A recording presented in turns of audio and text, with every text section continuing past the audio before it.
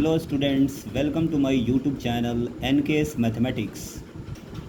जैसा कि आप सब लोग जानते हैं कि मैं रिलेशन एंड फंक्शन चैप्टर पढ़ा रहा था। रिलेशन और फंक्शन का थ्योरी मैंने आप लोगों को पढ़ा दिया है। आज हम एक्सरसाइज NCERT बुक से एक्सरसाइज 1.1 का क्वेश्चन नंबर 1 कराऊंगा।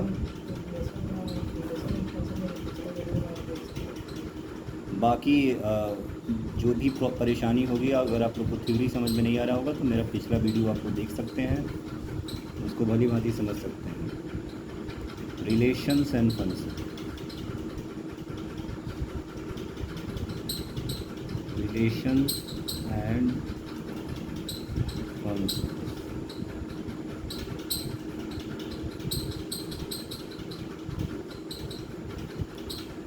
Exercise 1.1 question number 1।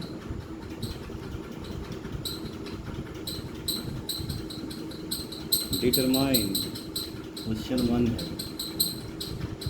Determine whether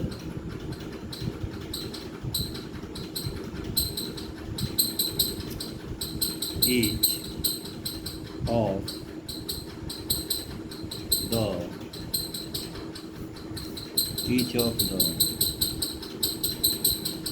following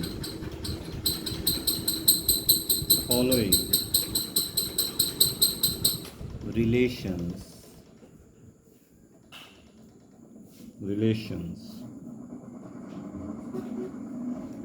are reflexive, symmetric,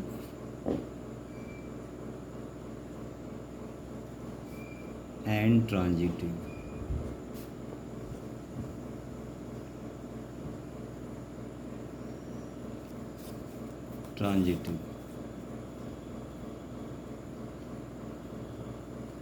इसका 1 दिया हुआ है। Relation R in the set A equal to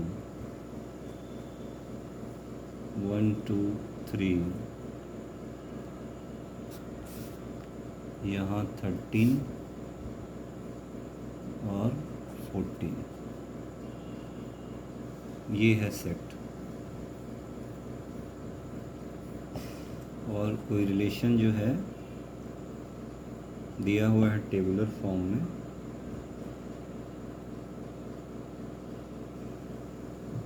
x y such that 3x minus y is equal to 0।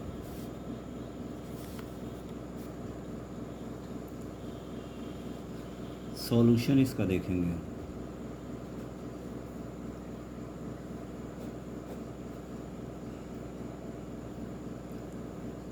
Given पहले लिखेंगे कि given इसमें दिया क्या है।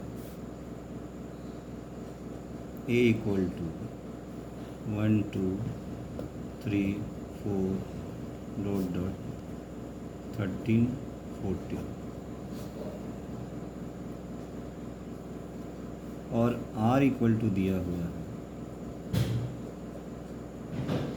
एक्स वाई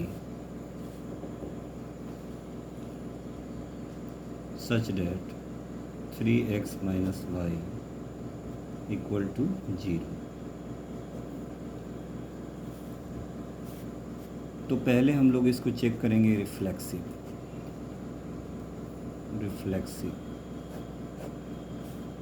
रिफ्लेक्सिव का हम लोग जानते हैं क्या कि a relation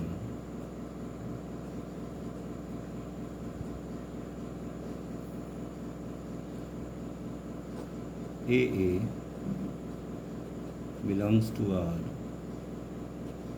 for all A is element of set A।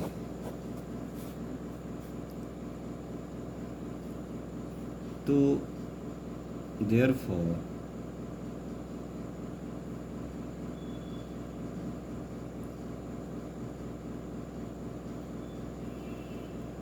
यहाँ जैसे दिया हुआ है 3x minus Y equal to 0,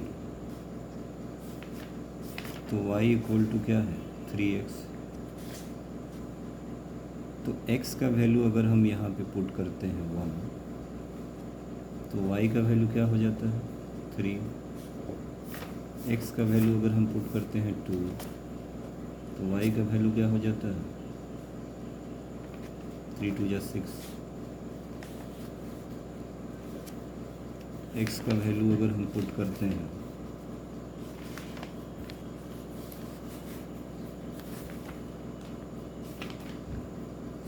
3, तो y का वैल्यू हो जाता है 9। x का वैल्यू पुट करते हैं 4, तो y का वैल्यू हो जाता है 12। x का वैल्यू हम पुट करते हैं 5, तो y का वैल्यू कितना हो जाता है 15। तो इसको तो हम लेंगे नहीं, क्योंकि हमारा जो सेट है तो कहाँ तक है 14 तक है। ठीक है बच्चों, तो इस तरह से जो हमारा ऑर्डर्ड पेयर है वो क्या हो जाएगा, ऑर्डर्ड पेयर जो है वो हमारा हो जाएगा 1 3 2 6 3 9 4 12 5 15। ये तो होगा नहीं, इसको हटा दो, यहीं तक होगा। ठीक है, अब इसमें आप लोग ये बताओ कि रिफ्लेक्सिव क्या कहता है। रिफ्लेक्सिव कहता है कि ए बिलोंग्स टू रियल नंबर होना चाहिए, सेम सेम एलिमेंट होना चाहिए। तो यहाँ हम देख रहे हैं सेम सेम तो है नहीं, यहाँ क्या है 1 3 है, तो ये बिलोंग नहीं कर रहा है R से, इसलिए it is not reflexive.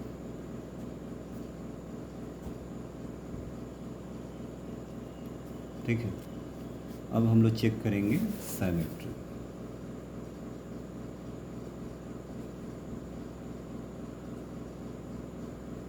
Symmetry इसका क्या डेफिनेशन है, if A B belong to R then B A belong to R. ये थोड़ा सा कन्फ्यूजन पॉइंट है, बच्चों को थोड़ा सा ये कंफ्यूज करता है। ठीक है, तो यहाँ देखिए एक बात समझने वाली बात है कि A B belong to are,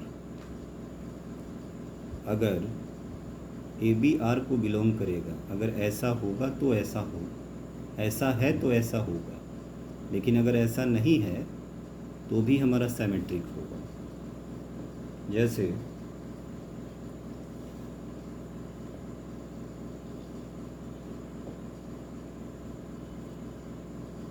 x का वैल्यू हम यहाँ पुट करेंगे 1, तो y का वैल्यू हमारा क्या आएगा 3 आएगा। कौन से इक्वेशन से, जो गिवन इक्वेशन दिया है 3x minus Y equal to 0, इससे यहाँ 3x बराबर हम y कर देंगे, तो x का वैल्यू 1 करेंगे तो y का वैल्यू 3 होगा। ठीक है, फिर यहाँ जो हमारा ऑर्डर पेयर बन रहा है, x का वैल्यू अगर हम 2 करते हैं, जो ऑर्डर पेयर हमारा बन रहा है वो चूँकि क्या है 3x minus Y equal to 0 है, तो यहाँ 3x इक्वल टू क्या है y है, तो यहाँ हमने x का वैल्यू 1 रखा, तो y का वैल्यू क्या आ गया 3 आ गया। x का वैल्यू हमने यहाँ पे 2 रखा, तो y का वैल्यू क्या हो गया 6 हो गया। x का वैल्यू हमने 3 रखा, तो y का वैल्यू क्या हो गया 6 हो गया। x का वैल्यू हमने 4 रखा, तो y का वैल्यू क्या हो गया 12 हो गया। तो जो हमारा ऑर्डर पेयर यहाँ बन रहा है, ऑर्डर पेयर वो क्या बन रहा है 1 3 2 6 3 6 4 12। ठीक है, ये हमारा ऑर्डर कर दिया। तो हमारा कंडीशन क्या कहता है? हमारा कंडीशन कहता है कि इफ़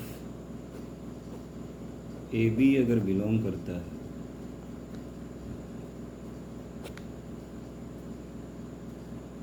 ए बी बिलोंग करता है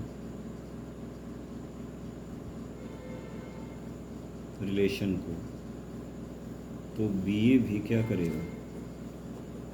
रिलेशन को बिलोंग करेगा, उससे संबंधित रहेगा। तो देख लो यहाँ 1 3 है, 3 6 है, तो 6 1 आना चाहिए इसमें। तो यहाँ 1 3 है, 3 6 है, तो 6 1 होना चाहिए। या फिर देखो, ये तो हो गया सिमेट्री का बात कर रहा हूँ मैं।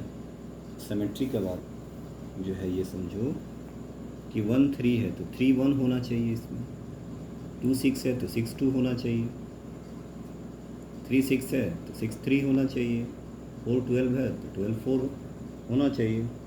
बट इसमें तो कुछ है ही नहीं। ठीक है, तो सो आर इज़ नॉट सिमेट्रिक। तो देयरफॉर,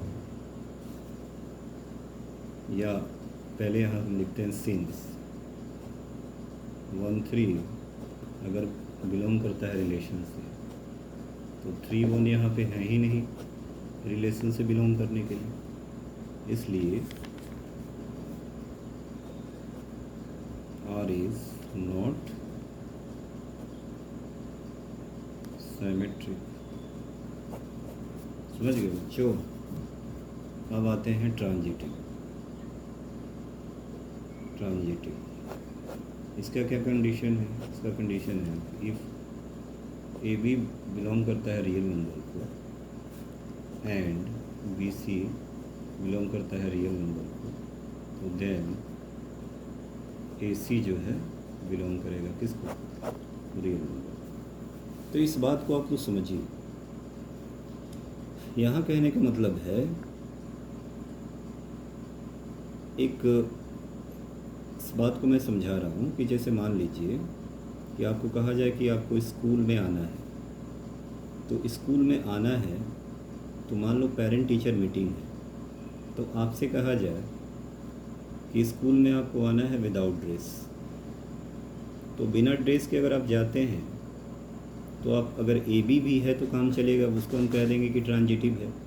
लेकिन जब आपको कहा जाए कि आपको यूनिफॉर्म में आना है, तो उसमें कंडीशन लग जाएगा कि यानी कि अगर ए बी है, जूता मोजा टाई बेल्ट सब कुछ में आना है, तो अगर ए बी होगा और बी सी होगा तो उसके साथ ए सी ज़रूर होना चाहिए। यानी अगर शॉर्ट पैंट अगर आप पहन रहे हैं तो जूता मोजा ज़रूर होना चाहिए, टाई बेल्ट वेल्ट ज़रूर होना चाहिए। ठीक है बच्चों? तो यानी अगर ये कंडीशन लगा दिया तब तो आपको ये सारा फुलफ़िल करना पड़ेगा। अगर कंडीशन नहीं लगाया तो इसमें से एक भी कंडीशन होगा तो भी आप जो है क्या होगा, ये ट्रांजिटिव हो जाएगा। जैसे एग्जाम्पल के तौर पे, जैसे मैंने आपको कोई सेट ले लिया 1 2 3 और इसका जैसे मैंने एक रिलेशन बना लिया। रिलेशन बनाया, मैंने क्या किया कि भाई 1 2 है, 2 3 है और फिर 1 3। तो ये तो जो है ट्रांजिटिव होगा ही, क्योंकि 1 और 2 ए बी बी सी तो ए सी होगा ही, तो ये तो आपका क्या होगा? ट्रांजिटिव होगा ही। बट यहाँ पे जो हमारा क्वेश्चन कह रहा है उसका ऑर्डर पेयर क्या होगा? अकॉर्डिंग टू क्वेश्चन इसका ऑर्डर पेयर क्या होगा? इसका ऑर्डर पेयर समझिए। इसका ऑर्डर पेयर होगा 1 3 3 6 2 6 3 6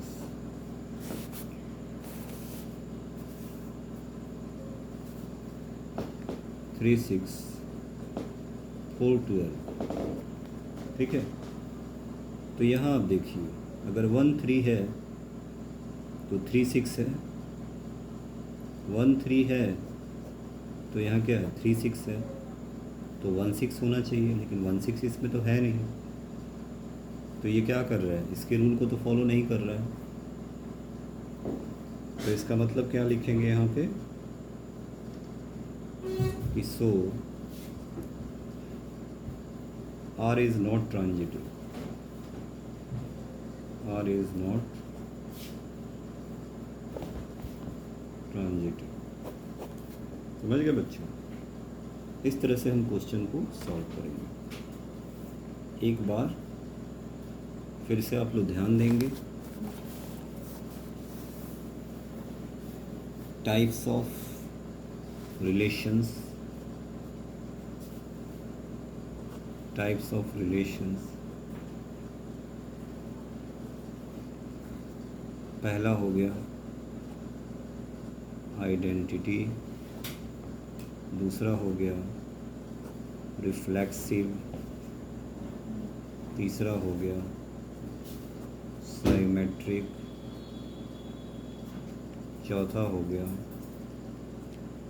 ट्रांजिटिव, ठीक है। तो ये आइडेंटिटी जो रिलेशन है उसको हम रिफ्लेक्सिव बोल सकते हैं, लेकिन सारे रिफ्लेक्सिव को हम आइडेंटिटी नहीं बोल सकते, आइडेंटिटी रिलेशन नहीं बोल सकते, ठीक है गाइस। आज ये पहला क्वेश्चन करके मैंने आप लोगों को क्वेश्चन कैसे सॉल्व करते हैं इसके बारे में मैंने बता दिया। आगे जो है कल मैं अगला क्वेश्चन सॉल्व करूँगा, और तब तक के लिए जो है आप लोग मेरे YouTube चैनल को सब्सक्राइब करें, शेयर करें और ढेर सारा प्यार दें।